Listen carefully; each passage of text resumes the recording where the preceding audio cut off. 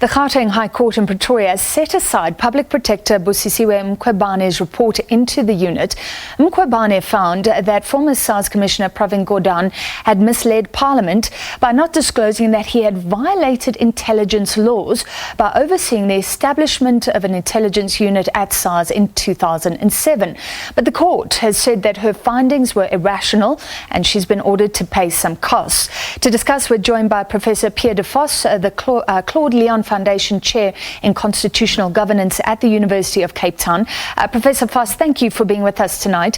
The court has described the conduct of the Public Protector as reprehensible. It says her report on the so-called rogue unit fails at every point. I mean, could there be a stronger finding than that?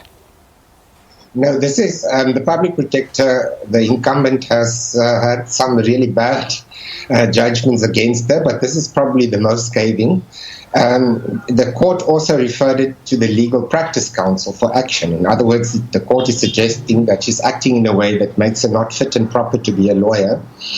And it is basically based on the Public Protector's own conduct and the finding that the Public Protector was biased, that she started off by wanting to have a certain outcome, and then she got to that outcome by ignoring all the facts and making up others. Yeah. So it's quite serious, yeah. Sure. And is this career ending for her? Because like you say, the legal findings against her have been stacking up.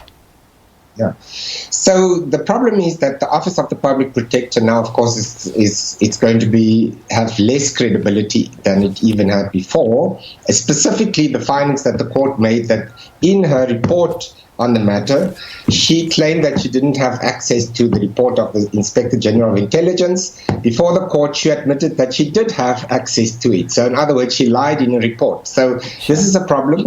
But that's not the issue for removal. Only Parliament can remove the Public Protector, and therefore there's a very strict process for that. That's important because the independence must be protected. And so if she's going to be removed, it's in the hands of Parliament, and it will take some time for that to happen.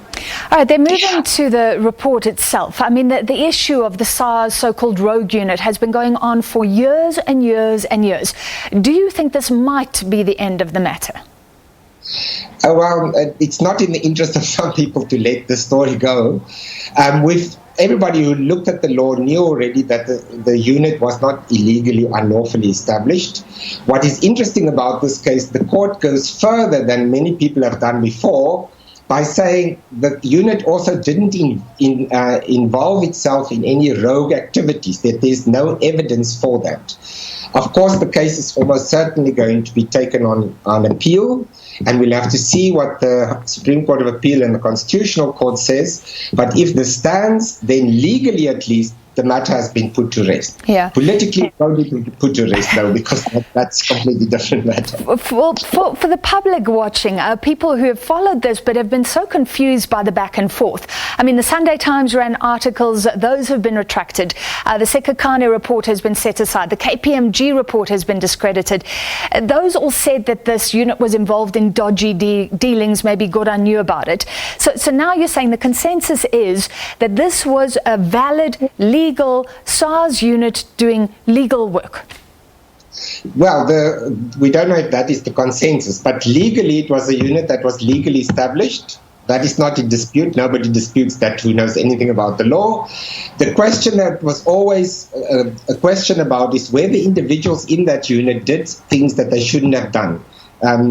Listen to somebody's telephone calls without a warrant and so on. The court said today there was no evidence that this happened.